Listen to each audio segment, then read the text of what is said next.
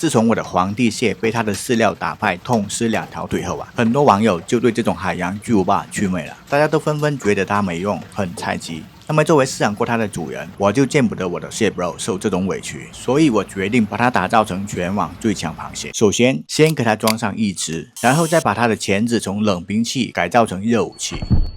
自打斷腿後，蟹 bro 除了發呆，每天大部分時間都在倒立，我來了也不理我。之前看見我都會跟我要吃的，還爬來爬去，非常活躍。現在呢，一副蔫了吧唧的樣子。但是啊，之後emo歸emo，飯可是一頓都沒落下。之後有時候還挺護食的，把還沒吃完的用下巴先壓着，生怕別人搶他的。吃完後把蟹殼頂腦袋下，繼續emo。後面很長一段時間啊，蟹 bro 依然是每天倒立，整得我都害怕他掛了，所以偶爾會手動確認他的生命體徵。好在都沒啥事，等真有事的時候，已經被我凍傷了。按理說螃蟹掛了就可以改造前面說的最強螃蟹了，但我不想對我養過的螃蟹下手，所以我找海鮮檔老板訂了一只皇帝蟹素材。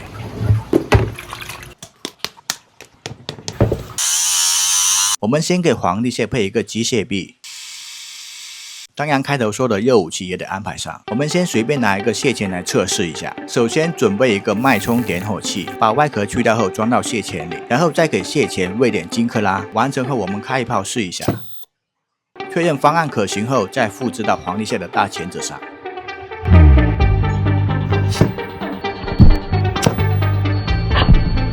由於皇帝蟹太大只了，作為巨型機甲，我們給它配備了駕駛員。因為機甲要對付的是由蟲洞入侵而來的外星人，非常凶險，所以駕駛員我們用的是改造人。